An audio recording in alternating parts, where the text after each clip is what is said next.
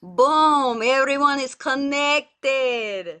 What's up, everybody? It's so good to see you guys back. I'm sorry for the time change. Today, normally we are on at 5:30 p.m. Pacific Standard Time every Wednesday. This Wednesday is a little bit different. This week is just crazy in LA. It's the Oscars, it's NFTLA, it's LA Fashion Week, and the Grammys are also this same week in Vegas. So my schedule is just bananas right now. What's up, Pablo? What's up, everybody? Just tuning in. What's up, Timon? Yes, guten Morgen. Good morning to you too. It's nice to see everybody popping up. Just a review of what we're doing today. I'm working on two songs today. One is finishing up the final touches on production for After Party, which I played last week. And really all I have left to do is like redesign the kick. So I was working on that earlier today, and I'll show you guys what I did. And then that record is going to mix this week. Actually, no, it's not going to go to mix this week. I'm mixing it live with you guys on April 13th with Miles, who I co-wrote the record with. He's an incredible keyboardist, one of the best musicians in the world. So Miles is going to be live with us on April 13th. His name is Keymaster. So you already know what it is. And then also one of my sound designers, Mystery Jack, his name is Sergio. That's a new relationship for me, and After Party was the first record that we worked on together, and he just absolutely murdered it. A lot of times when I send records off to producers to get like the sound design better and improved, I'll get like a whole new track back. And I'm like, whose track is this? Like, it'll sound like the producer that I sent it to.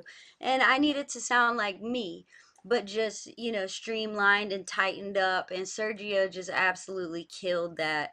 So I'm having both Sergio and Miles on April 13th, and we're going to be mixing the record together, but we're also going to be going through the session and talking about what each person did on the record. So that's going to be a really cool live. I'm so excited. Before I get started though with the records, I want to bring on one of my favorite people. I love this that we can bring people on now. Ashley was on last week if you guys were tuning in. And that was such a cool, that was so good for my soul. I love connecting with you guys. Like, honestly, it's my favorite part of what I do. And it's one of the reasons why, like, being a songwriter as a profession just wasn't fulfilling for me the way that I needed it to be, because I love that connection with the audience and with the fans. And as a songwriter, you don't really get that. Songwriters don't play live normally, unless they're also artists. So moving into being an artist and just being able to connect with you guys on the live stream, at shows, in this coming year in the metaverse that I'm building. I'm just so excited for everything that we have going on right now. What's up, Mr. Anderson? So good to see you, brother. All the way from New York. Yeah, I think you're in New York. Maybe you're somewhere else now, though. Colby coming in from Instagram. Colby's family. Who else missed last week? Oh, what's up? Uh, the Oob. What's your name? Cause I see you popping up all the time. TheUBH. Send a message. And let me know what your name is so I can shout you out. Justin, what's up, my brother? Well, Justin says, when does the album drop? Wouldn't I like to know? I have to finish it first, so I never set release dates before we have the records ready to go. So I'm very close with the first six records. Those are the first EP. I think I mentioned this before. The first EP is more like a club EP.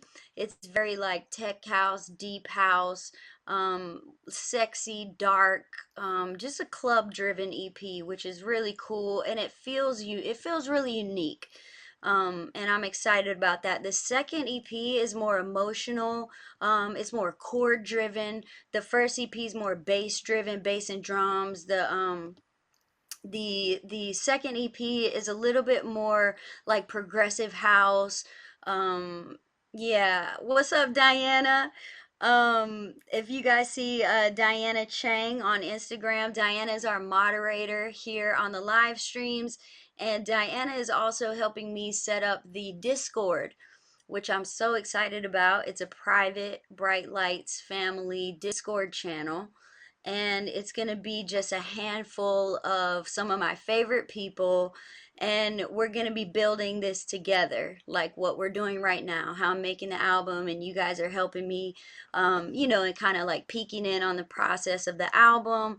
So I'm over the moon about this. If you guys want to get into the private Discord where we're building and we're geeky producer talk and learning about Web3 and NFTs and the metaverse, and we're also talking about the album. I'll be sending some private links to a couple of the songs so I can get comments from fans. If you want to be a part of that, message either me or Diana Chang on Instagram, and we'll add you into that private channel.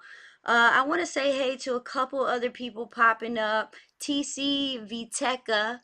I'm not sure how to say that, but coming in from Brazil. What's up, Brazil? Talk to your girl.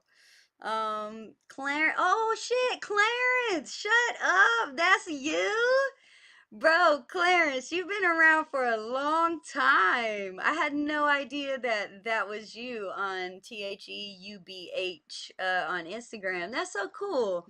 Well, welcome to the live stream.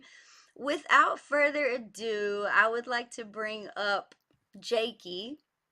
Now, I didn't really know or meet Jakey until this past October when I played the Insomniac Festival in Vegas called Lost in Dreams. It's like a future based festival, and it was the first one that they had done. So I was so excited to be a part of that festival and to be able to play some of my records that I don't really get to play out in a lot of clubs. I think I played like 20 or 25 Bright Lights records in that set. And so I want to bring up Jakey, who I met at this show. Let's see. Joining in three, two, uno.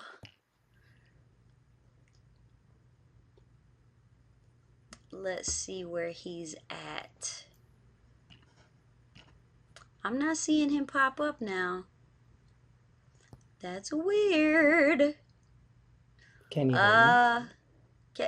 Okay, I can hear you, Jakey. I can't see you. Oh no. Yeah, can somebody send a message and say if you guys can see Jakey? Diana, can you see Jakey? Cause I can't see you. Okay, I'm gonna X you out real quick, Jakey. I'm gonna re-invite you and bring you back up. Let's try that. If you guys aren't familiar, we're working on a platform called Reach, which I'm really super excited about. We're beta testing this platform, so we have some technical issues here and there, but I am so in love with this platform. It allows me to live stream across all of my socials at one time, so that's how we're able to have.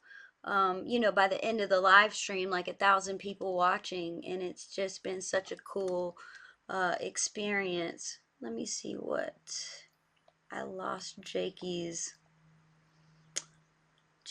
name. Where is Jakey's name? Yes, thank you, Diana. Thank you. Here he is. Let's try it one more time. If we can't get Jakey to pop up, then I'll talk a little bit about how we met and my experience with Jakey. Let's see. Boom! Yay!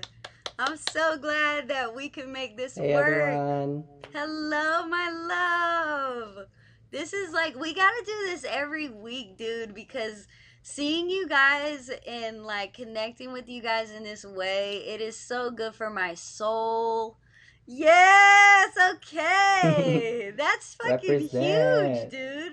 Yeah, That's it's like huge. It's that's like as bigger than big my as our head. face.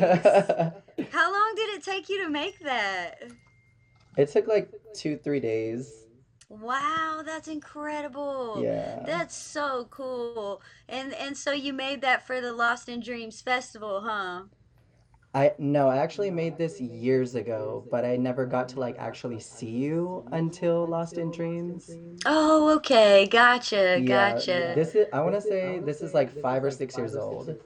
Gotcha. I'm gonna play a video right now. Everybody saying what's up to you. Clarence, Colby, Woo! Hey yeah, guys. Diana saying what's up. I wanna play, so this was a picture of you showing me your tattoo for Woo! the first time. Yes. Freaking crazy, bro.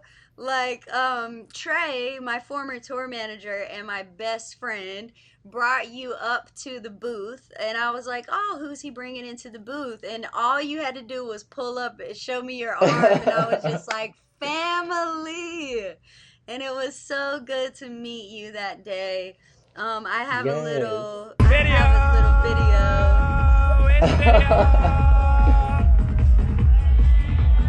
Oh my God, little video. yes.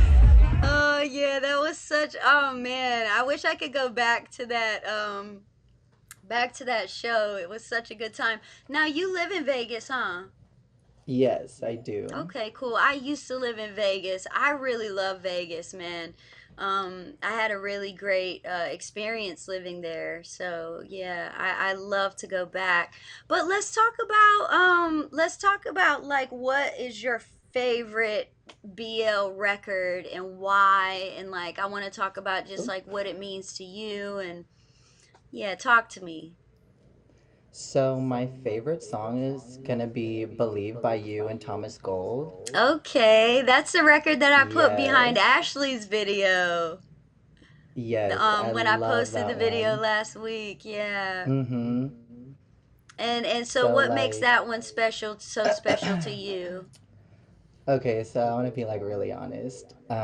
Years ago, I was like really bad in like drugs and alcohol, and Mm-hmm. it was like super affecting like my health, and I was on probation and into very abusive relationships, one right after the other. Mm-hmm. And everyone just made it feel like I would never redeem myself from my mistakes. Mm-hmm. And I really feel like this song believed in me when no one else did. And it like made me love myself and made me realize that I can do anything and set my mind. Um, like all it takes is like a spark in me. And that song was literally like the spark for me. Yeah, somebody's saying that there's an echo on here. Let me see.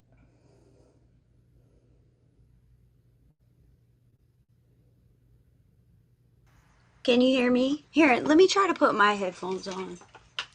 I can hear you. Okay, I don't hear the echo Let's anymore. see if this helps. Boom. Does this help? Yes, I don't Can you hear the guys echo hear me? And anymore. is the echo gone? I can't hear you though. Hang on. Check 1 2. Say something, Jakey. Hey, hey. Boom. Okay. But now your video's delayed. I love beta testing. Hang on. I'm gonna pull you off and put you back on again. 1 second. Let's try this one more time.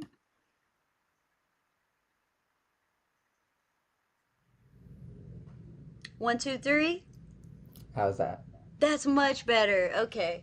I'm sorry about that, guys. I guess I need to be in headphones the whole time too. Thank you guys for letting me know in the messages what's going on so I can fix it. So to recap, we were talking about why that song is so special, and you were saying that you were just in a really bad place with like drugs and alcohol, Mm-hmm. and on probation, and what? How did you feel when you heard that song? When you heard "Believe" by Thomas Gold? It literally, like, I felt like the song believed in me whenever no one else did, and it actually Mm, like gave me like hope to actually get what I needed to get done and actually get out of Texas and build this life for myself because I'm 26 now. That was like years ago, you right, know. right, right, right. It's Yeah, it's but it was funny. like It's funny that you say that because you're probably like in your early 20s, right? I'm 26. I'm gonna be 27 in May. No, but when you heard that, you were probably in your Oh yeah, early yeah, yeah. 20s, right? Uh-huh. Yeah, so Yeah. at the time, obviously I was much younger at the time too, but I was dating someone who was younger than I was, and she was in Hmm. her early 20s. And just having those, the early 20s is tough, bro. Like early Tough. 20s is like we are figuring out life for Yeah. real. And it's so funny that you say that because that's actually what that song was written about. It was written about somebody in their early 20s that I just saw like was struggling to find who they were and to learn Hmm. themselves and to figure out their place in the world.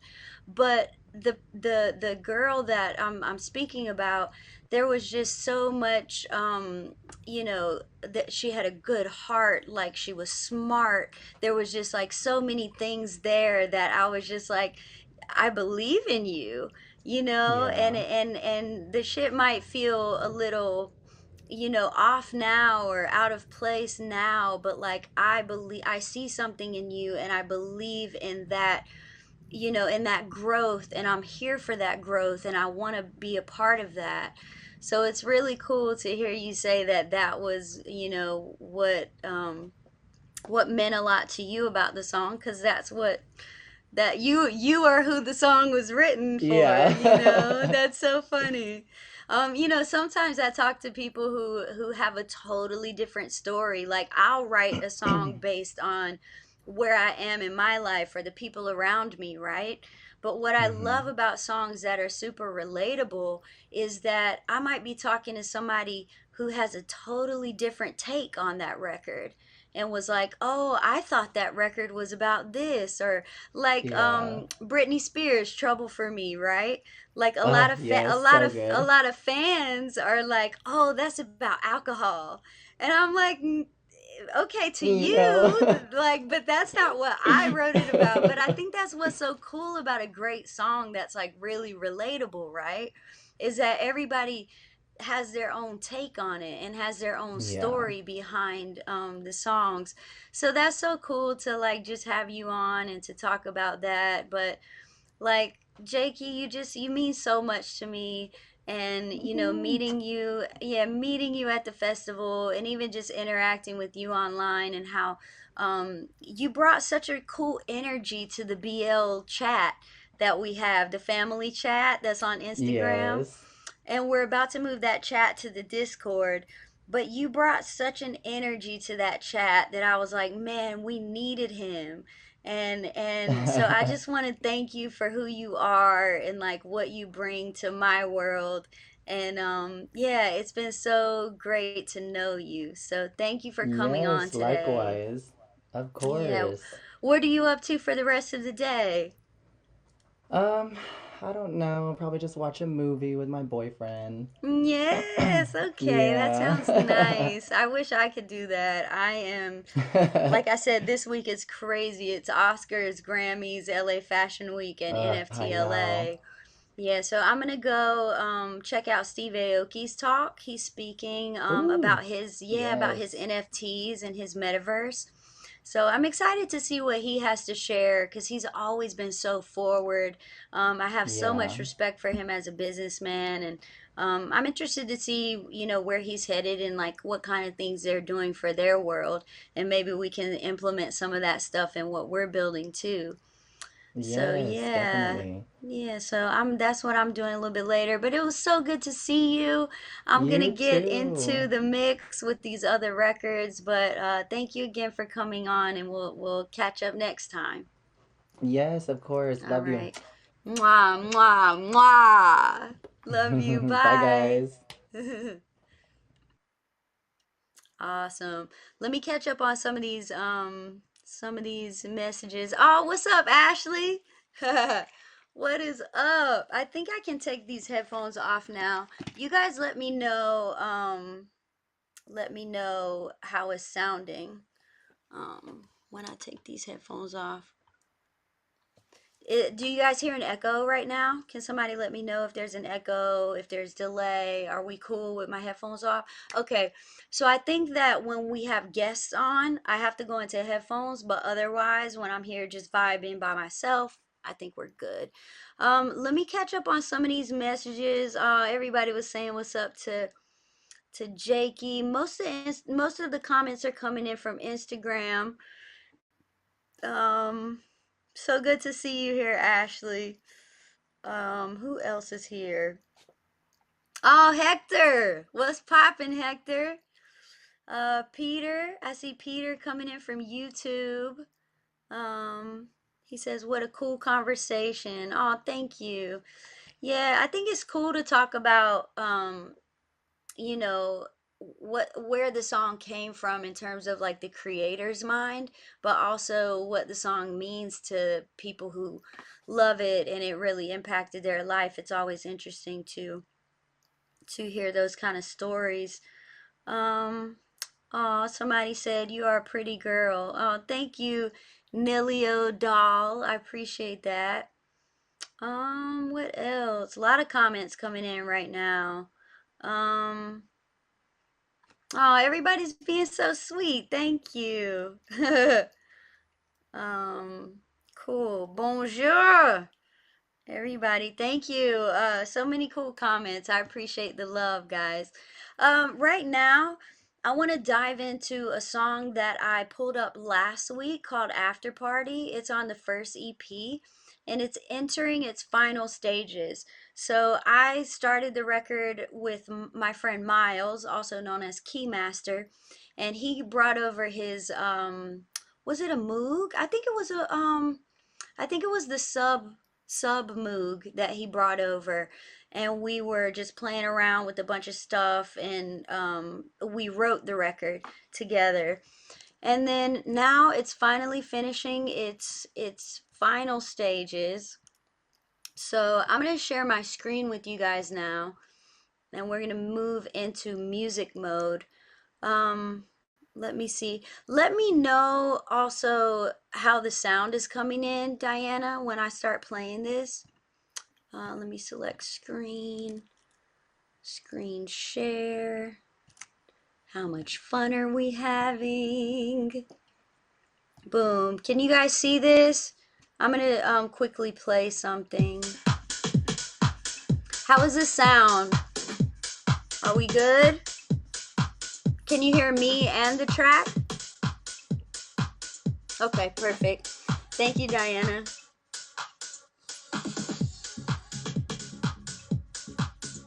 So, as you might be able to hear, well, if you're a producer, you can probably hear this is not yet mixed. So these are the files that I got from Sergio, my sound designer. He helps me like tighten up a lot of the sounds so that they sit better in the mix. Diana and I were talking yesterday that it's a talent and an art for a producer to understand what issues are a mix issue and what issues are sound design issues, right? Because if you don't have the right sound design, then you're not going to have a good mix. Everything kind of needs to sit in its own pocket on the frequency spectrum. And it's one of the things, when producers finally lock in and get that right, you have a really good sound. You can get the mix louder, you can, or the master louder. It just fits and like glues together better. So I'm gonna play, let's see what I have up here. I'm gonna play the first version of After Party that Miles and I did like a long time ago. Actually, let me see. I should have had this pulled up earlier. Let me see. After Party. Do I even have it on this computer is the question. Um, oh, and I forgot, and A Craze did a version of this too. Let me play this real quick. Yeah, this was the first version. And then, hang on, I'm finding it. It's gonna be worth the wait. Main kick acapella. Here we are. Yeah, okay, cool. So, boom. If you guys are producers or engineers, vocalists, and you record your own vocals and stuff, this is amazing to like reference tracks back and forth. It's called metric A/B. So the A is um, the existing mix that I'm working on now, and B is these other versions that I've been dropping in here. So I want to play the original first ever like rough song idea for this track that Miles and I did. Miles came in and helped lay some synth stuff out, but then I came in and like did the drums and the transitions and arranged it out. So this is V1 of After Party. I think it's always interesting to see the versions of the songs and how it progresses.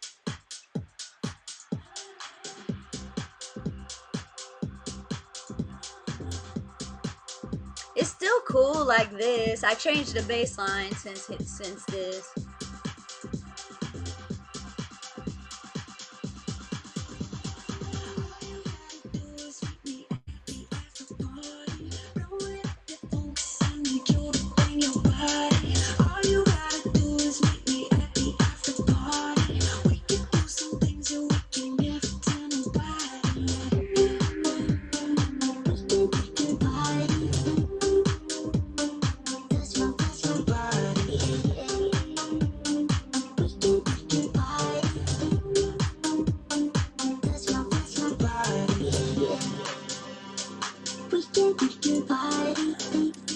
So that's the original first version ever, which is still pretty dope. But I wanted more energy out of it. It's kind of, I don't want to say chill, but like it's not like I couldn't load that up into the CDJs and play the headline or the peak time, and normally when I'm playing sets, I'm the peak DJ. So I need tracks that are hitting hard. I need tracks that are going in with a lot of rhythm, a lot of energy. So although I love this version, it's a great, amazing first version. Um, I had to freak it, I had to freak it. Thank you guys. Everybody's saying they love this. I'm realizing now that you guys cannot see the plugins that I'm pulling up. So let me try to do this again. Um, Let me try to do like the entire screen. How about that? Can you guys see that? Like the plugins, is that showing up? It's it's so frustrating because I'm having to go back and forth from the other thing. Hang on. How about that? Can we see the plugins now? Okay, cool. So awesome. Now you guys can see the plugins. This is metric AB that I was talking about that I love, where this blue section over here to the left is the track as we know it in the session here. And then the orange are these other references. So let's take a listen to my second version of After Party so we can catch a vibe.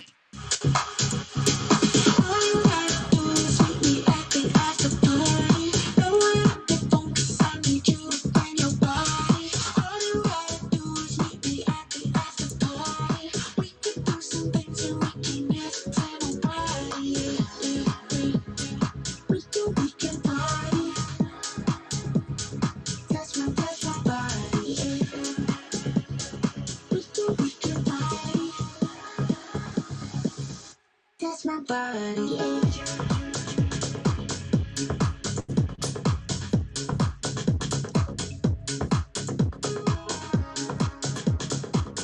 So that's my second version of After Party. You can see, especially in the break section and with the drums, there's a lot more energy.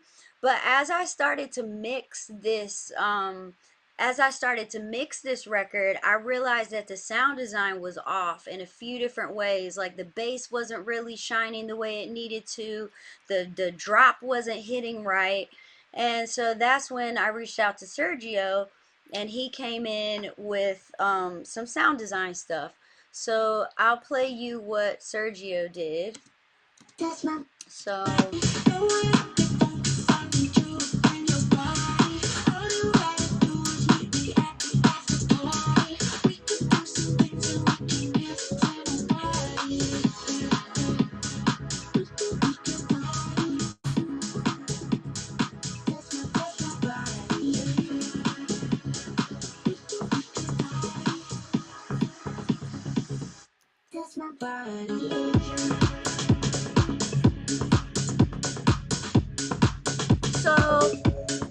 So, although I don't really love this kick, the bass is feeling a lot better on the low end. I don't know if you guys can hear that. And I love the way that he processed all of the upper synths. Everything kind of has its own space. And but the kick's not right. Like if you listen to the kick, this almost sounds like a live kick. Like I don't like the way that kick is hitting, and I need that kick to punch a little bit harder without getting in the way of the bass. I'm gonna slide this and look at you guys for a second. I'm like a screen inside of a screen inside of a screen right now. What's up, Morocco in the building from Instagram? France in the house. What else? Somebody said, what type of songs you listen to? I listen to all type of songs, all kind of music. Actually today, this morning, right before I hopped on this live stream, I had an 11 a.m. session for a movie or in a TV show. It was like making music for film and sync licensing and stuff like that. So I was working on a record that was like 100 BPM with like a funk bass line. So I like to do all kinds of music. I like to listen to all kinds of music. You know, as Bright Lights, my sound is a little bit more specific, but I also produce and write for a lot of other artists that don't necessarily make dance music, you know. Um, so yeah, to answer your question, I do everything. What's up, Colombia? Dominican Republic. It's so cool to see where everybody's from coming in. Somebody said the bass needs more treble. I'm gonna disagree with that. But I appreciate the comment. Um, once I get, because you have to understand this record's not mixed. So so once I get that stereo bus, you know, the compression together, when I'm EQing the whole you know, song as a whole and all the tracks, that bass is gonna come out and it's gonna sound really nice. And I think you know, as a producer, you have to learn how to anticipate what that sound is going to sound like in the mix, because a lot of times you could mix high perks. For example, you could mix high perks all day, hats, claps, you know, everything, all the drums up in that upper section, and you could mix that to sound great, and it's hitting and it's sounding you know, it's got a lot of highs in it, but then when you get into the master, it's like way too many highs.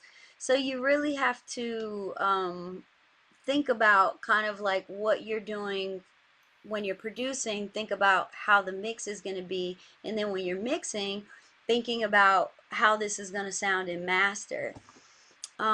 So I'm really happy with where this bass is sitting right now, because I know that on April 13th, when I'm here with you guys mixing this song live, that bass is going to sound butter as hell. I'm excited about it. So I want to talk about redesigning the kick and what I did, or what I'm doing. I haven't decided if I'm going to work on it anymore. So right now I just have this super rough thing on the master just to just to like give it a little bit of compression and kind of give me a vibe for how the kick is going to feel in the mix. I mean, it's nothing like what the mix is going to sound like, but at least I can get that, mastering compression feel while I'm designing the kick and kind of see where it's going to sit.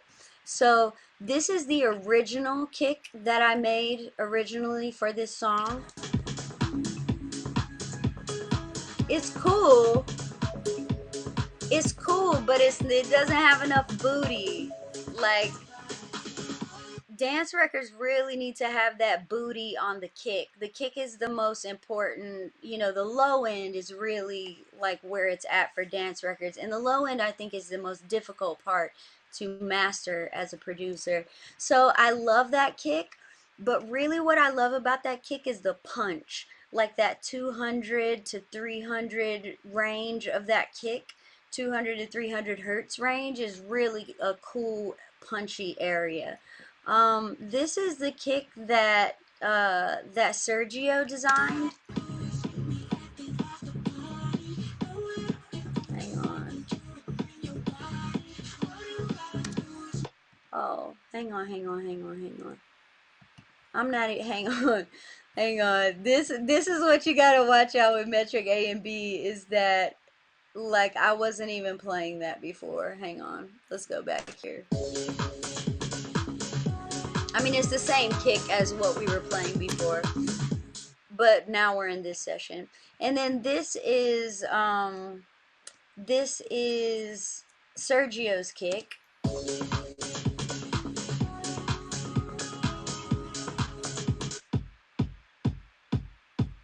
I'm not loving that kick for this song.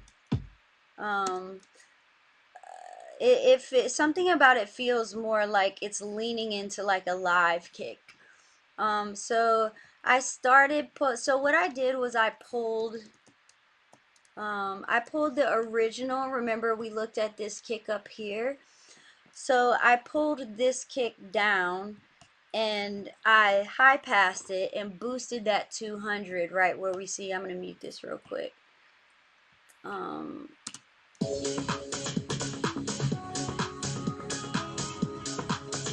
So you can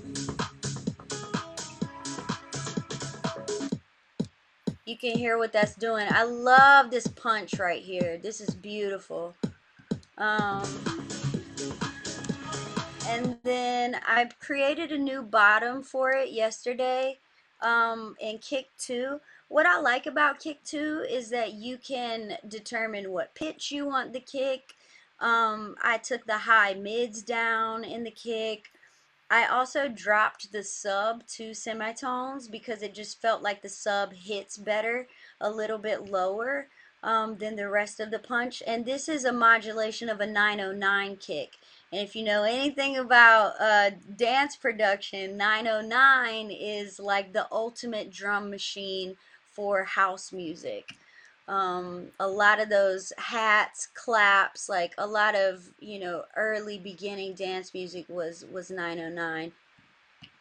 And 303, I believe. But this is the bottom. I'm going to turn it up a little bit.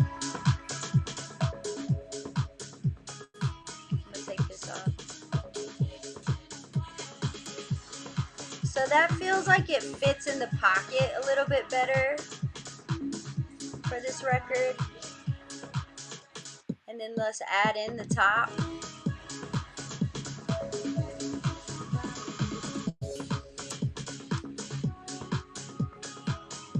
That's feeling really nice.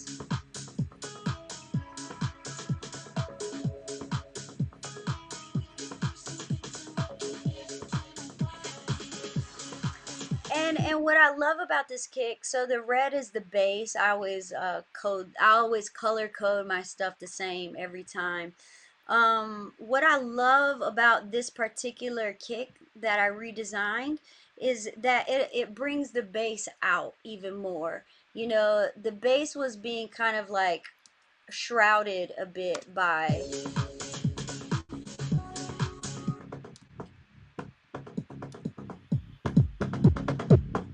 but you see, there's a lot of highs in there already. There's a lot of highs in that bass.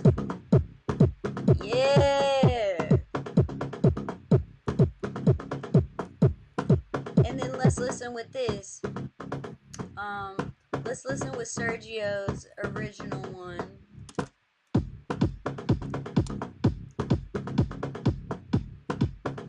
I need to level them the same level.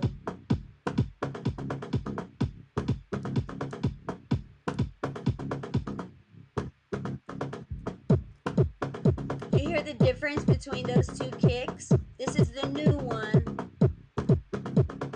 and this is the old one. You hear the new one is better, and this is the original. This is the first kick I designed for this record. Let me take that off. And this is the new one. So you see how it's not really getting in the way of that bass anymore? It's giving that bass a lot of space to breathe.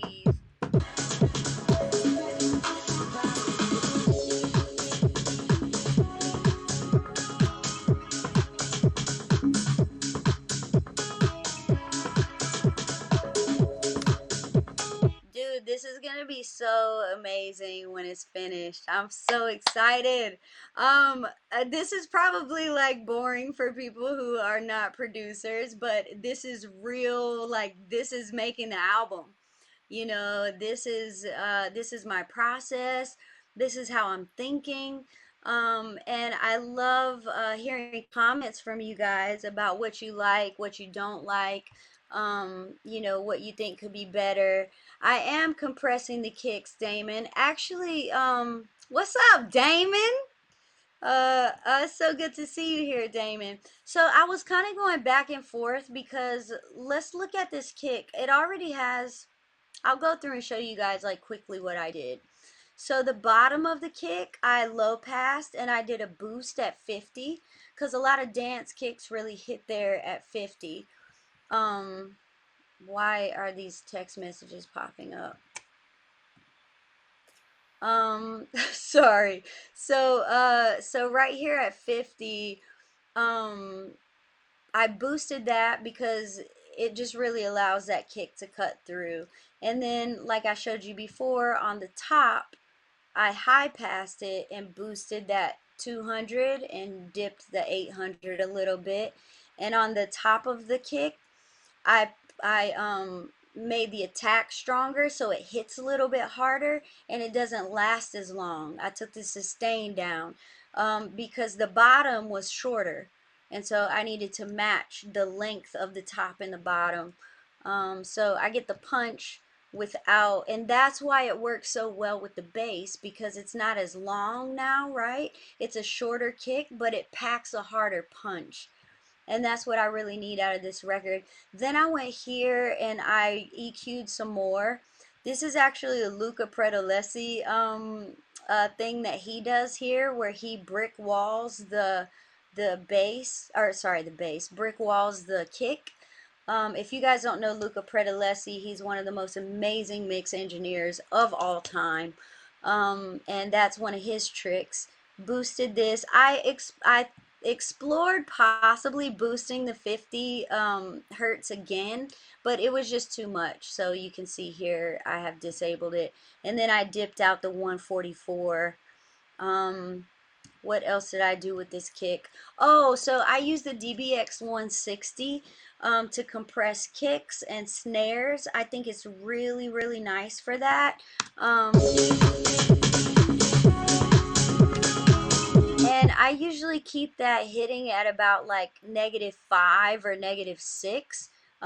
Right here is where you can adjust that, and then you can adjust the output gain as well. For kicks, I like to do like a 3, you know, a ratio of 3 on the compression.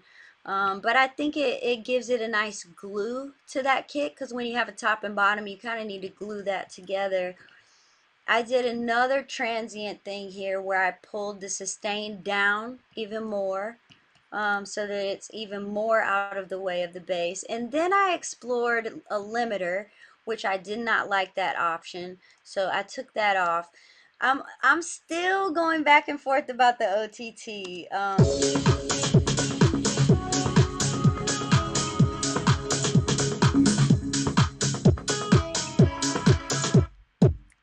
listen, you hear the difference? You hear how it's like giving it a little bit more punch, right? I mean, obviously it's louder. Here, I need to turn it down. But I'm going to decide on the OTT when I start mixing. So once I start mixing this, not next Wednesday, but the following Wednesday, I'm going to decide whether or not to use the OTT on this. I also added a little bit of saturation to the kick. So if you go here to the aux and I paralleled it, I like to parallel the saturation for the kick. Hang on. This is the saturation on the kick. This is without it. It's subtle. Saturation is very, very subtle.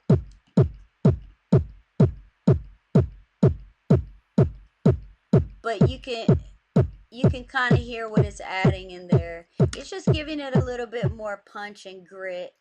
I don't know if you guys can hear that on your setup. I can hear it over here.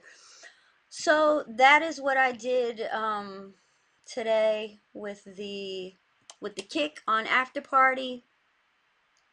Um, let's see. Let me catch up on these messages. Oh, thank you. Yeah, it's a nice snare roll on this record. Uh, yeah, Damon, you got to get that booty. Are you going for that vibe? I consider pauses or fading, going in and out. Lexi, can you elaborate on that? Lexi said it's very smooth. Are you going for that vibe? I'd consider pauses or fading, going in and out. I'm not sure what you're talking about. Um, let's see. Oh, ET Remix from YouTube. Thank you for tuning in, saying it's amazing to see you producing your own tracks. Actually, this is cool being able to share my screen like this because you guys get to see the comments as well. And there's a lot of different comments coming in from other channels. Um, do you prefer deep house or hard house? It depends on the record. It depends on like what I'm going for, what the purpose of it is. You know, not every record that I make is for peak hour or for my, for my peak hour. You got to think about like the world that I came from, right? Like my records are like Hardwell and Blau and you know the just thinking about the Never Say Goodbye and like those records, those are hard hitting club records. So when I play shows, I still need to play those. So my sets tend to be very energetic and a lot of hard hitting tracks. So this record, I needed to push it a little bit harder instead of going deep house with it, right? Where the kick is like a little less pronounced. I wanted this kick a little bit more pronounced so that I can play it around those other type of records. Like also, a record like this could play after like if I was DJing like Side Piece Sextasy, which I love. It's a newer track from Side Piece, I believe. Yeah, Side Piece Sextasy could mix into something like this, and go seamlessly. So when I'm producing, I'm thinking, especially club records, I'm always thinking about how this is going to fit in my sets and how it's going to fit on the dance floor. So that was the decision to to design that kick the way that I designed it. Bass, drum and bass. A lot of drum and bass is happening right now, and I love to see it. I love to see it. I personally have not produced any drum and bass yet, but I love that I'm out now and I'm starting to hear more of it. And it just feels really refreshing, especially here in the US, because we don't often hear drum and bass out. I know in the UK, when I'm visiting London or, Manchester, areas like that, I'm hearing a lot more of it.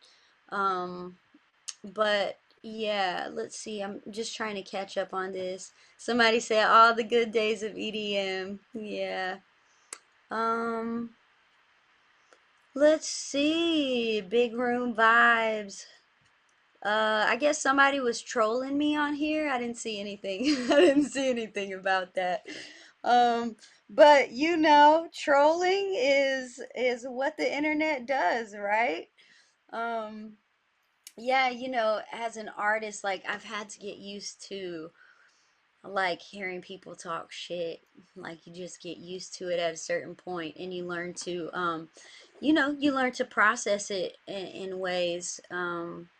I mean, we could lead it with this conversation could lead into the Will Smith Oscar Grammy slap or Oscar slap.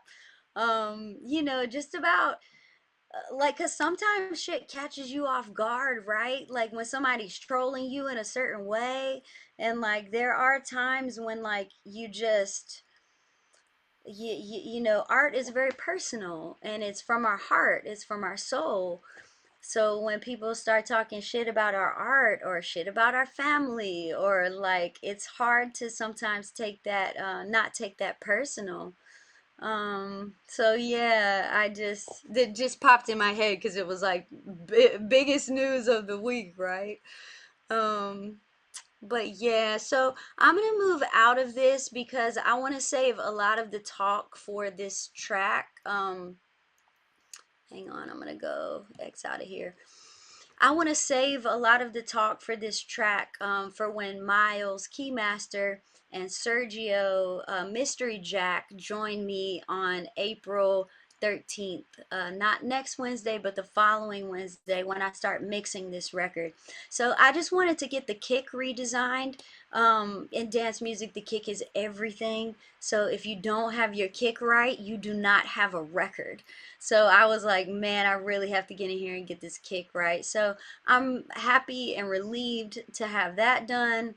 The record is finished, out of production, and we will move into mix in a couple of weeks. Um, Brandon Graham from YouTube said you're headed the right way when you're getting trolled. That's absolutely right. That's absolutely right. If everybody is saying, that they love your stuff, and you're not getting any criticism or any haters, then you're not big enough yet, right? And that honestly, that's just the truth about it because the reality is that haters are fans too. Like that's the truth. You know, somebody who takes time out of their day to troll, who takes time out of their day to, post a negative comment, that's a fan too. You know what I'm saying? That's somebody, that's your name in somebody's mouth. That's your name on somebody's mind. So I've had to like train my mind to remember that and realize that like, hey, somebody wants to talk smack, whatever. I know who I am. I'm confident in what I am and what I deliver. I'm fucking proud of my music, y'all. Like I love what I make. So if somebody else doesn't love it, I'm not for you.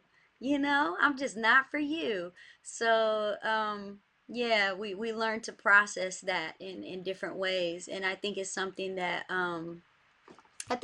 we don't talk enough about, publicly.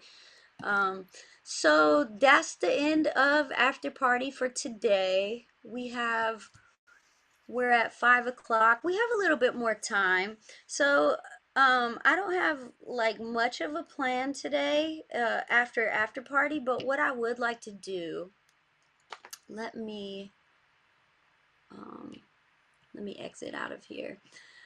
I'm gonna pull up a different, I started this track the other day. It could be complete crap. I don't know yet. We're about to find out, right?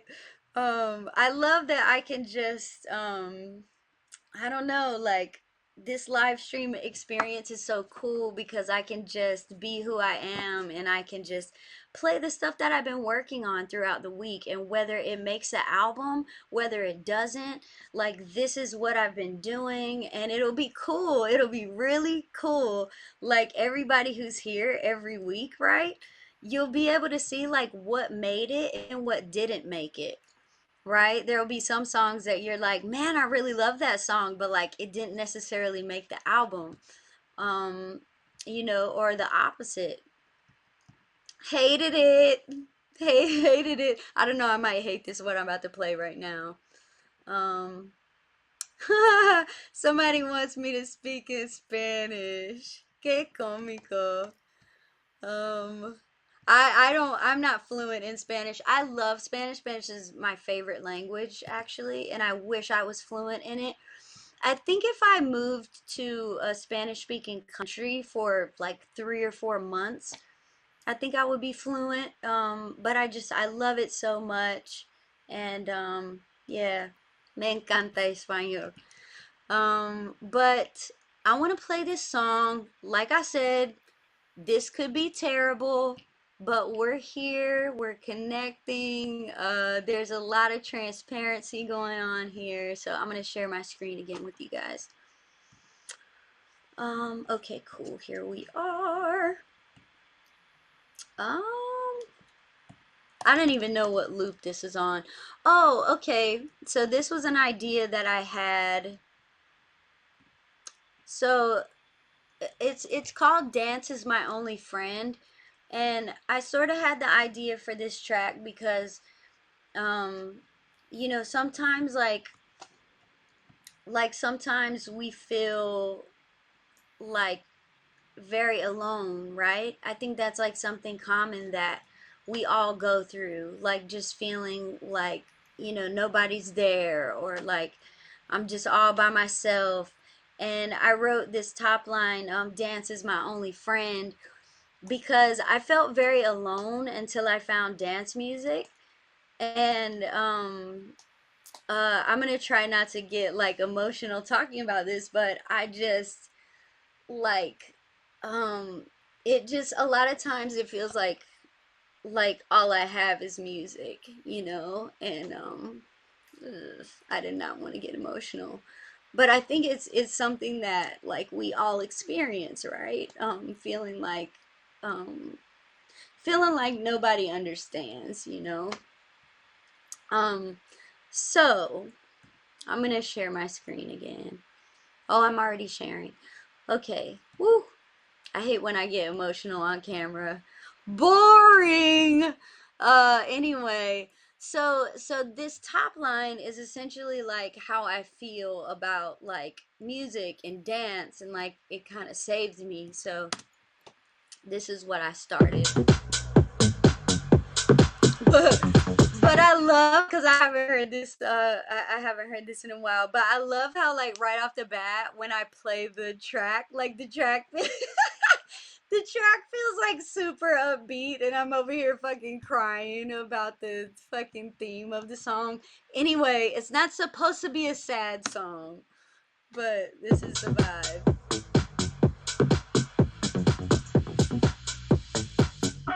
Sometimes I feel like dance is my only friend. It's just one of those days again. Sometimes I feel like dance is my only friend, but I lose my mind again. Sometimes I feel like dance is my only friend. So that's literally all that I have. Now that I'm listening back to it, I actually really like it. It's got a cool groove to it. Um, I'm not sure about the dance part. I was thinking about, because as a writer, I like to be as universal as possible, right? To where everybody can kind of relate to it. But like not everybody dances, right? But everybody listens to music. Like who doesn't love music? Everybody loves music, right? So, Damon said, dance music saved my life. I feel like I would not be here today without dance music. Same. So much same. So yeah, that's what this song is about. Is about that feeling. So it's cool, Damon, to see like you feeling the same way. And so I was thinking of editing this so that it says music is my only friend, and that's kind of like a common thing. One of my best friends has that on a shirt, and I thought it was so cool. But music doesn't really sing well. Sometimes it feels like music is my only friend. Like it's very. Sometimes it feels like dance is my only friend. Like that just flows and sings better. However, I think music is a stronger word to use for this top line. So I have this idea. It may work, it may not, but to take out the dance and have like a sample, like a vocal sample that says music, and that could be kind of cool. So like this is just, I'm gonna keep this on a loop. Sometimes I feel like this is my only friend. Just one of those days again. Sometimes I feel like this is my only friend. But I lose my mind again. Sometimes I feel like. So now you see here that I muted the dance. So let's see how that feels. Sometimes I feel like is my only friend.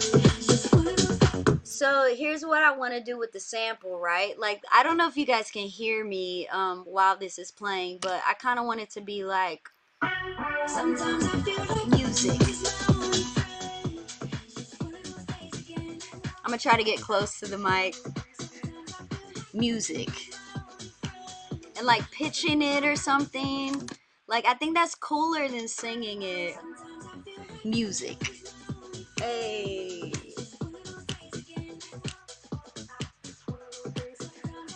Music. But like freaking it, probably pitching it a little bit, EQing it so it's maybe like a little bit of a higher frequency sample, but just making that sound like a sample that says music. And I think that could work. It could be a lot cooler to do that. Um, let's see, what else am I thinking about this record? I really like the lyrics. It's like sometimes I feel like music is my only friend. It's just one of those days again. You know what I mean? Cause we don't always feel like that, right? Like we don't always feel. Well, I hope we don't always feel like that. If you always feel like that, DM message me. Like let's talk.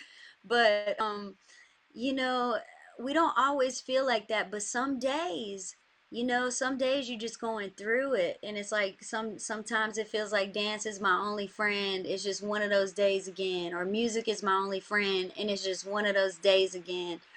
And then the second line is sometimes it feels like music is my only friend. I'm about to lose my mind again. And so it's simple lyrically, but like who else is writing dance music like this?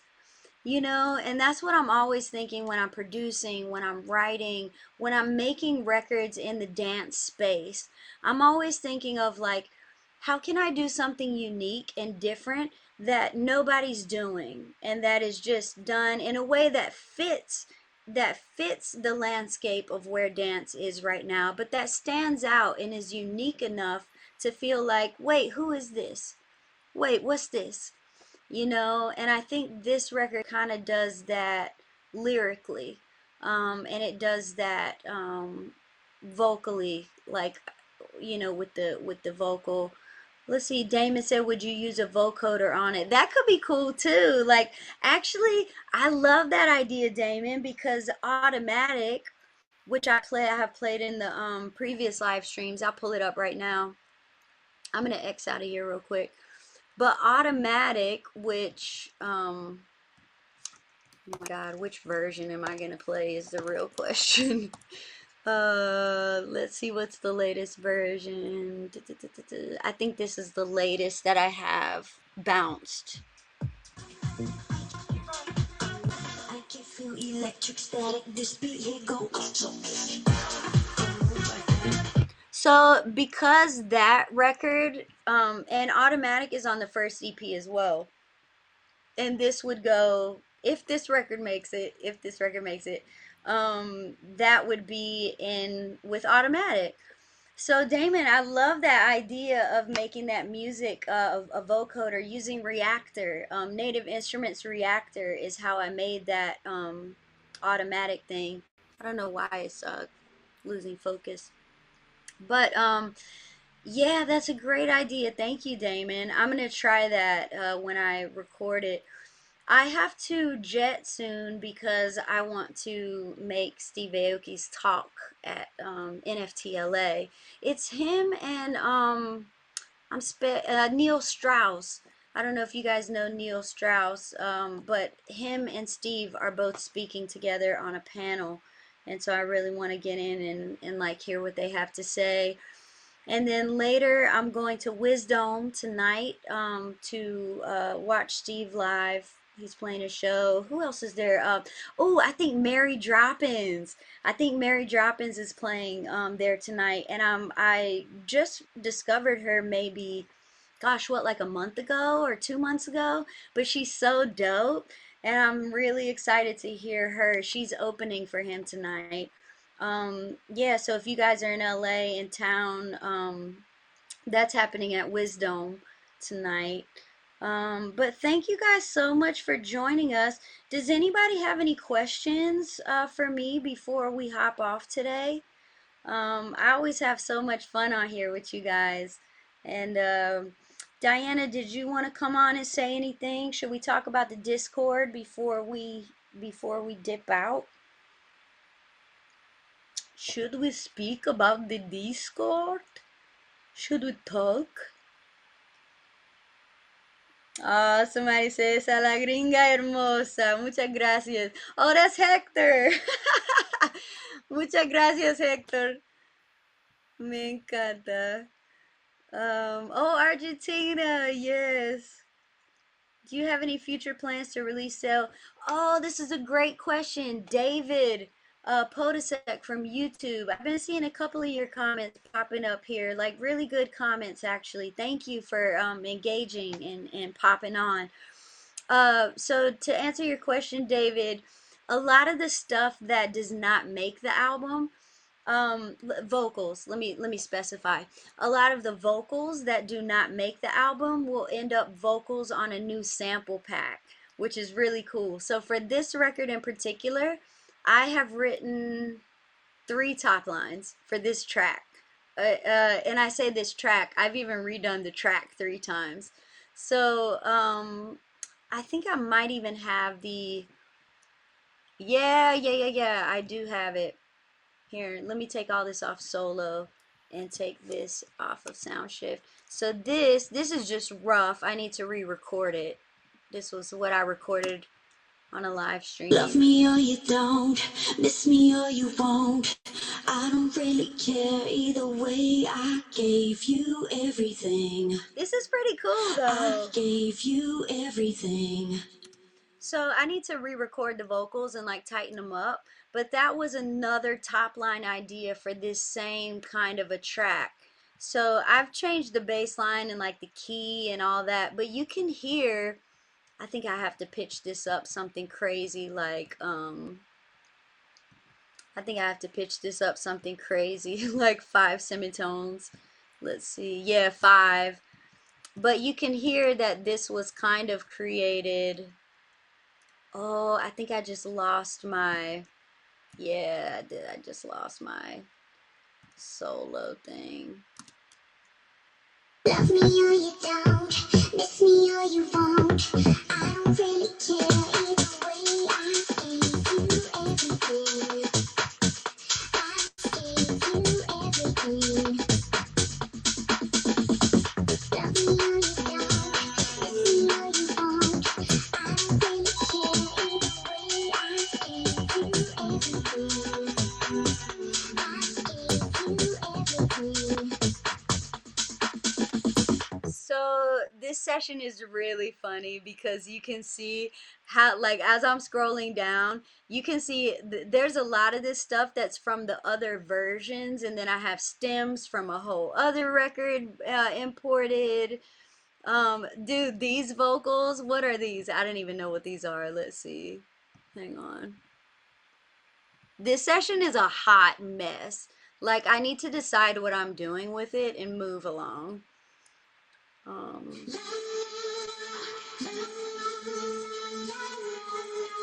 Hilarious. So on the first version of this song, like way before. I experimented with using the Kylie Minogue sample. Obviously, it's not a sample. I re-sang it, but like this is really cool.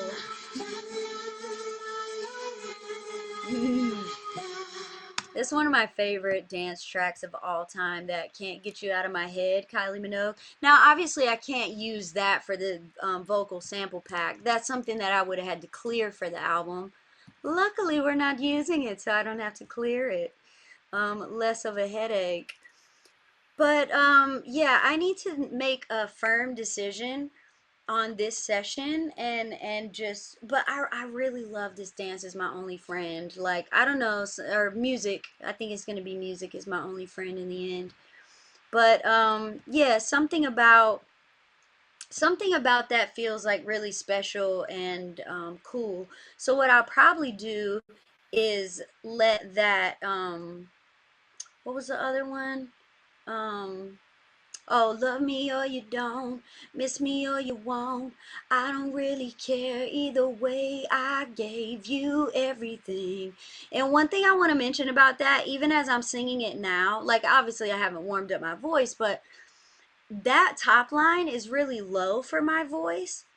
And I try to choose things that are easy for me to sing live so that music is my only friend. Then one of them days again, just one of those days again. Sometimes it feels like so already, like not even warmed up. Already, that's easier for me to sing, right? So even though on a recording, I can make, I can make anything sound great in the studio, but when I'm making my own records, I'm always thinking, how is this going to sound live?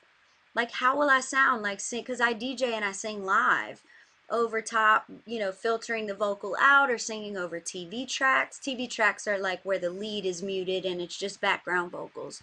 So I'm always considering, how it's going to sound live.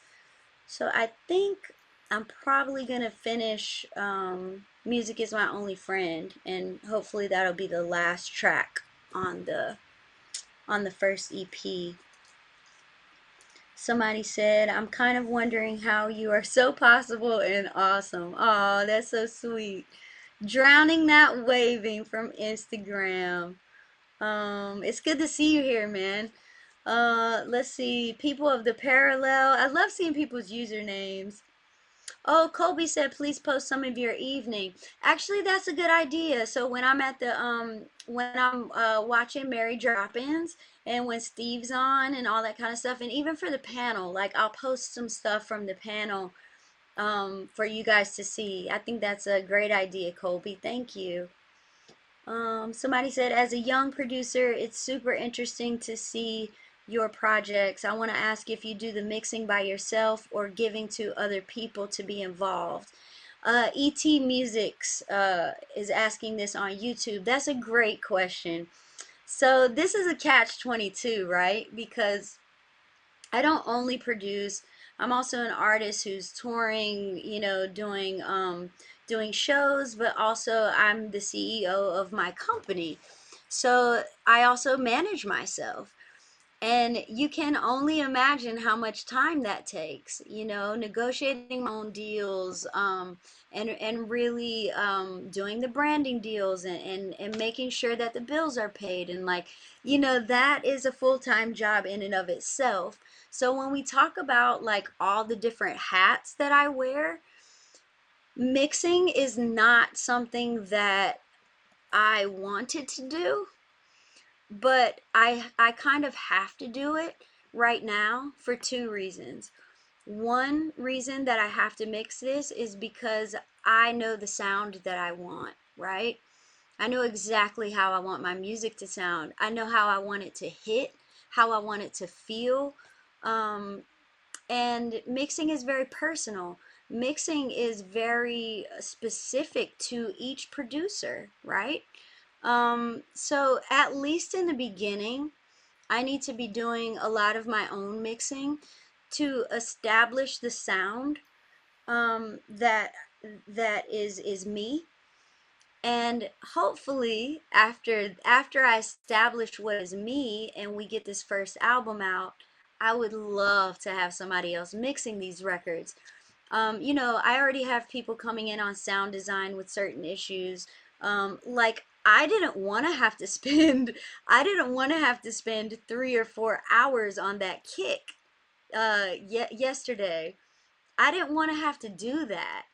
I would rather be on the phone negotiating deals and like making shit happen or playing a live show or writing a record or, producing the record. Like, I don't want to get so bogged down in sound design and mix and master. Those are three things that I would love to, be able to outsource. I've been able to do that with a few records here and there, but the mixing part of it is something that no one else has been able to do for me. I've hired so many mix engineers for this project, and these are, big mix engineers. Like, these aren't like no names. These are expensive mixes, and they're coming back, and I'm just like, it's not me. Like, that's not what I want my sound to be. That's not how I want it to hit on the low end. That's not how. And as much as you can communicate that, the best thing to do is just to learn it and to be able to do it yourself, at least in the beginning. And then other people, once your sound is established, then you can hire other people to come in and rinse and repeat that, right? But I think as artists, as producers, we have to build that ourselves in the beginning, especially in the dance world. Tracks are so important, production is so important. In the pop world, production is important, but the vocal is takes precedence.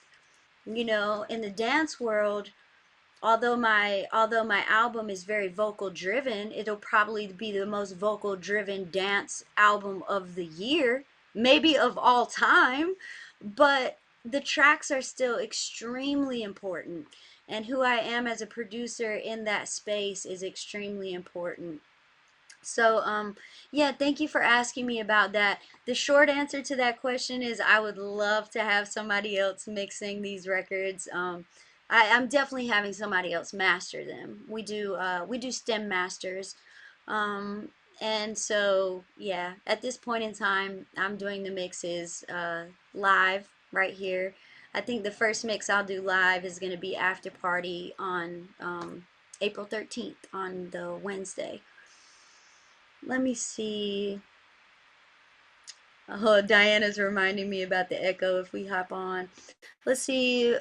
Any other questions?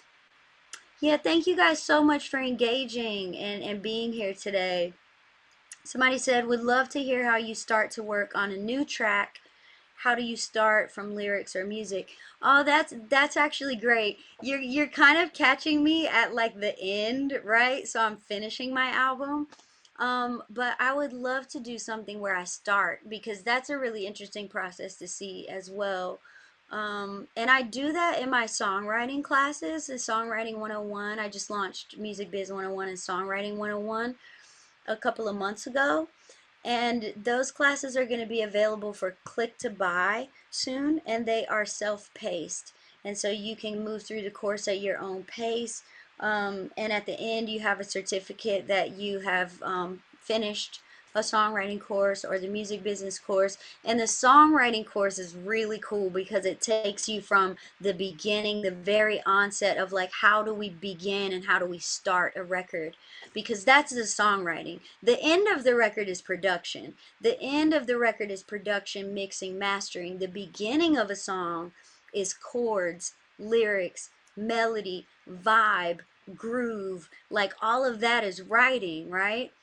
So I'm really excited to push those classes out in the click to buy. You guys can buy those whenever you want. It's a 6-week course. Diana actually took that course. Matter of fact, that's how me and Diana met, which is so cool. And I was so impressed with her in the class, and we just connected.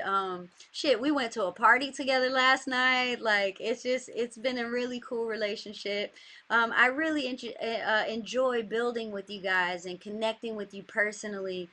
It's just something that like really is fulfilling and gratifying for me as an artist to be able to connect with you guys in these ways that we are. Um, Before I hop off, there's two more questions. David is asking about how we connect, how you connect to me on Discord. David, if you are on Instagram, send me. My name is on Instagram. My handle is brightlights333. So send me a DM on Instagram and I will add you into the private Discord that we're launching this week. But that's going to be a super, oh man, I'm so excited for that channel because we're building the metaverse together. I'm about to do an NFT drop. Like we have some really cool stuff that we're planning, and we're planning it together. And that's the most fun, is being able to do it with you guys. So David, hit me on Instagram DM, or um, just you can even make a comment in this video, and we'll send you a link when this video posts. Somebody said, "What's the shady part of the music industry?" The whole motherfucking thing. The whole motherfucking thing. It's starting. I'll say this. You know, with the onset of Web3, NFTs, crypto, you know, and all these, like the metaverse, that whole Web3 space is so transparent, and everybody has to be like so open and honest about what they're doing and what they're building. I mean, there is some shadiness going on there, but the culture of Web3 is you know is decentralization, and it's for the artists. It's for you know, people just like me who want to build our communities, who are on here talking to people, who are in DMs, like, you know, and engaging with the audience in a way that is community building. And I think that that is changing the music industry in a way that it has never been before. Because anybody who's in the business knows how closed off it is. Even if you're not in the business and you're trying to be, right? You want to be a producer, you want to be a songwriter, you understand the gates that are closed and kept tight, and it's very difficult to get in. It's also like secret culture, you know, like a lot of shady stuff happens in the music business, and you're made to feel like you have to be quiet about it or you will be blacklisted.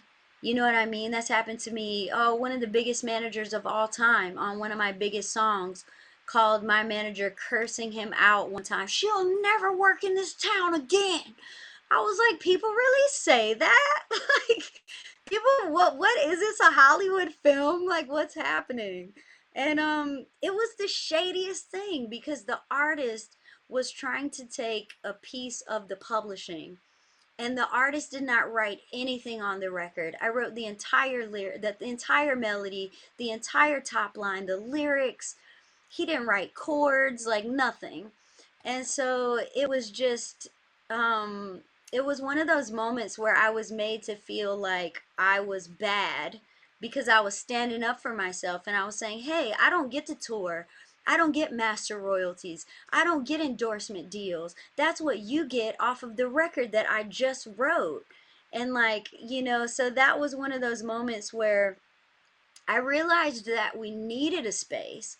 We needed a space where we could be fully transparent, where we could sit around and talk about stuff and teach each other how to enter the music business, how to exist in the music business, how to profit in the music business, which is extremely difficult. So you know, the music industry in the past and a lot of times now is just very shady, all of it. But Web3 and the onset of the metaverse and NFTs and all of that transparency is what is so beautiful about what's happening to the music industry, because it's forcing the industry to be a part of that, including myself. And so, yeah, that's something that I've been thinking a lot about lately. Have you ever seen or experienced sexual harassment from big name stars? Absolutely, 100%. It happens all the time. Um, Always do your paperwork up front. Random quote for you. Always do your paperwork up front. That's a great concept, like on paper, right? I would love to be able to say that, but it doesn't always work like that, right? Like if you and I had a session, for example, somebody says sister name names. I don't like to name names because I like to come at this at my activism from a positive point of view. I like to highlight positivity and people who are doing amazing things. I don't feel the need to like throw people under the bus, and I don't like to point fingers of blame because I think we're all to blame for the state of the business, right? I'm not saying I'm to blame for the sexual harassment. That's ridiculous. But, we all play a role in the way that the business is set up, the models, and when somebody does that shit to me now, I check them. I check them. I don't need to tell y'all about it because I go to their face and I say, this is how I feel. This is how you just made me feel. And if me having this conversation with you does not change your mind about the way that you speak to women, the way that you speak to people, then that tells me a lot about your character. And like I see you, so I've never felt that I needed to like get on a soapbox and name names and call people out. I don't call people out that way. I pick up the motherfucking phone, right? I pick up the phone and I call you out to your face. That's how I call people out. And I've done it many, many times. And some people slammed the door in my face. I'll never work with her again. And some people said, I respect that. Some people said, wow, like I have a lot of respect for what you just said to me. So yeah, that's just my own take. People who name names, people who call people out, that's your decision. That's their, personal way of dealing with things, and we all have our own way, and that's just my way. Um, Oh, back to the paperwork up front issue. We're sort of, I kind of love this because we're like getting into like music biz right now, which is also a class that I created and that is coming out for Click to Buy. But always do your paperwork up front. I love the concept. I love the concept. I wish it was reality every time, but it's not reality every time. Like random quote for you, is coming in from a connected platform. If we, let's say we had a session together, right? Let's say we had a session together and we wrote a record together. If your mindset is always do paperwork up front, are you going to try to determine the splits before we write the record? Which happens sometimes. That happens sometimes. The session that I did today, those splits were determined ahead of time. But that's kind of rare. That was because it was a sync deal, right? This is for film TV, and that was a different situation. Um, I'm meeting with somebody tomorrow for another session. Those splits will not be determined until the record is finished, right? Because I might bring in another producer, I might bring in another writer. Shit, by the end of the record, there might be a whole new top line. You know what I mean? Like the top line might be rewritten. So, you know, I love the idea of doing paperwork up front, but I would more so say like do paperwork as soon as it makes sense. Do paperwork as soon as possible, but up front and right in the beginning isn't always possible. Um Somebody said players are either, oh, you're a musician. Oh, I understand now. You're a musician. Okay, that makes a lot more sense because if you're coming in as a guitar player, you want to know what you're getting paid because session players make money, right? Songwriters, we don't get paid up front. Songwriters come in, unfortunately, we don't get paid up front. We come in and we write the record, and the splits are determined when the record is finished, or after the song is written and finalized, and the track is married to the top line. But yeah, if you're a musician, um, you should be getting paid to come in, and if you're not, then there should be a discussion of some kind of discussion about splits, even if it's not memorialized in an agreement. But you can't generalize comments about the music business in terms of deals. You can't, because every single deal, every single situation is completely different.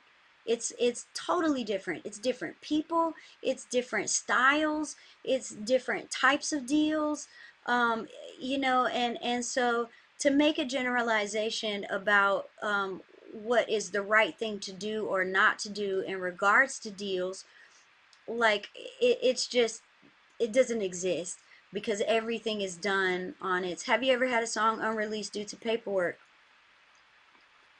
Have you ever had a song unleased? What does unleased mean?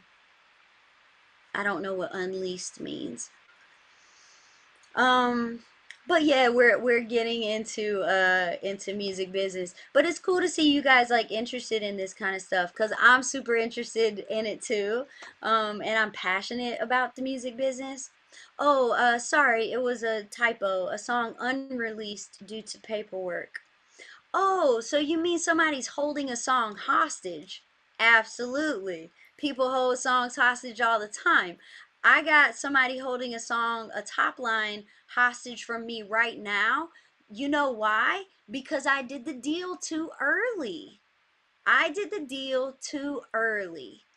So it's not always doing the deal up front. Like, the timing of the deal is very, very, very important. So now this top line is being held up.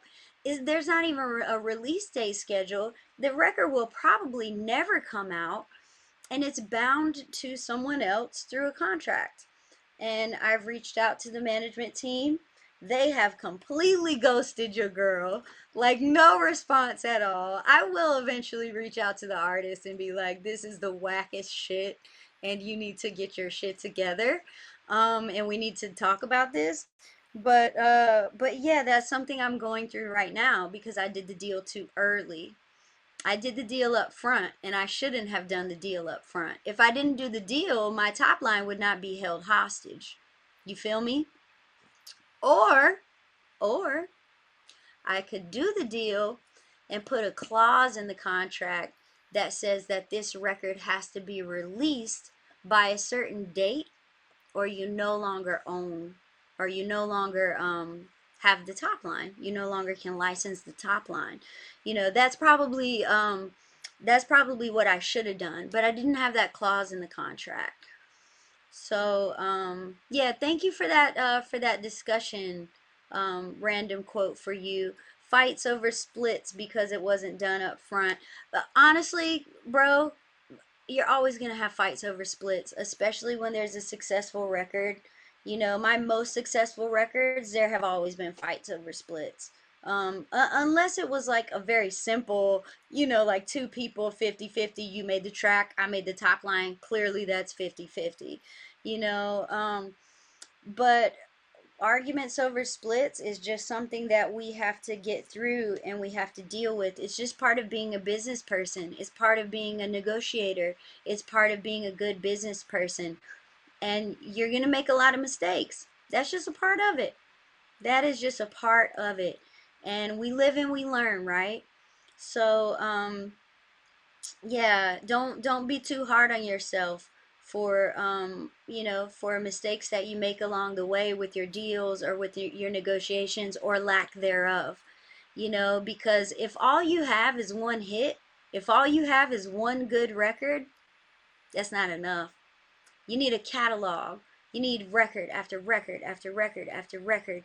And when you're consistent, and you're really able to generate song after song after song, who fucking cares if you had a couple of bad deals? It sucks, but hey, I got a whole album left. I got a whole album ready to go. I still write. I write every day. So those are just learning experiences. Those are just being a better business person. And we have to stop being so hard on ourselves, and understand that we're human and we're learning, and it's okay. it hurts and you're angry for a while, over certain things, but you learn to move past that and focus on what you can do. Um, I'm gonna announce the Discord right now. So I'm so happy to have everybody here right now. I've really enjoyed these live streams every week. It's like something that I look forward to like every single week. It's the favorite part of my week now.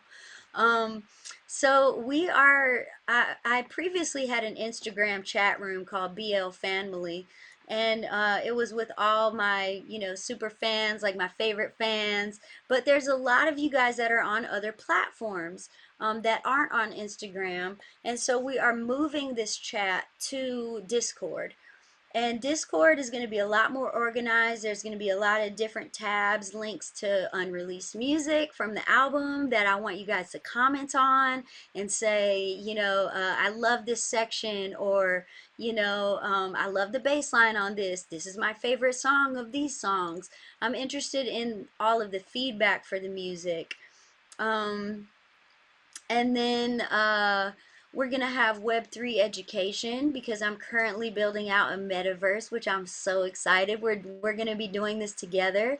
And I have a lot of brainstorm ideas that I'm going to be sharing with you guys about the world that I'm building. I have not announced the name of it yet, but you guys are going to be so hype. It's going to be really cool. I'm also going to do an NFT drop.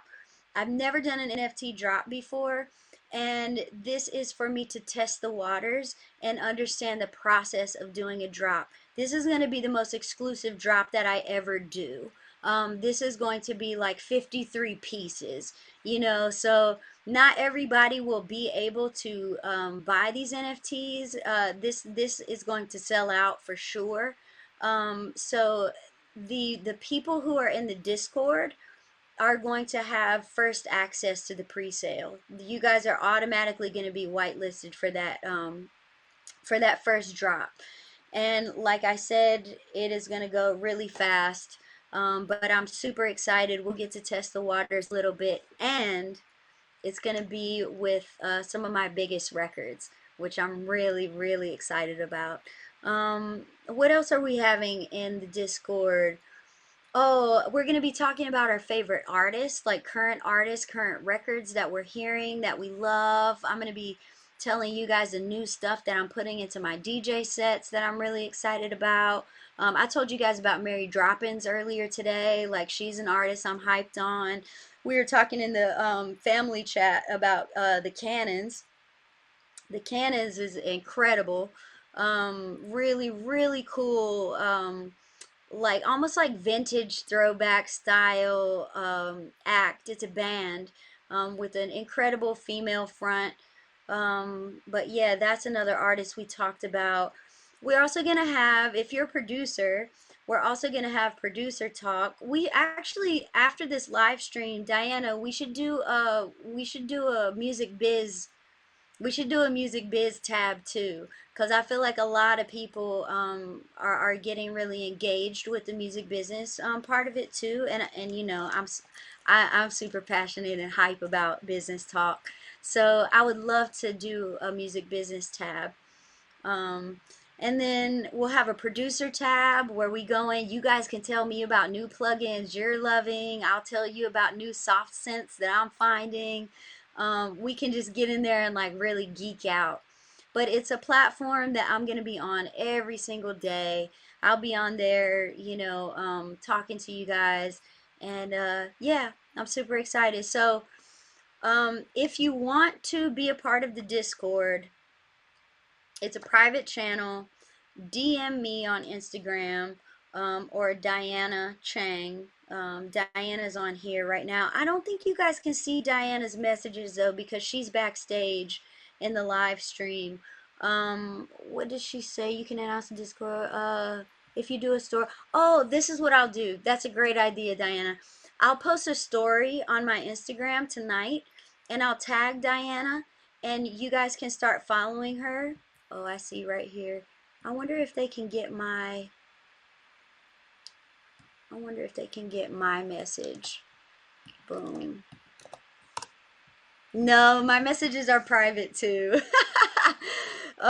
So we have a lot of private messages going on in this chat, and like I said, we're beta testing Reach, so we're learning this platform as we go too. On my story tonight on Instagram, I'm gonna tag Diana. If you want to be privately invited to the private Discord, send Diana a DM and she'll send you a link when we launch. We're going to launch by this weekend for sure. So I'm super excited. It is now far past the time that I wanted to be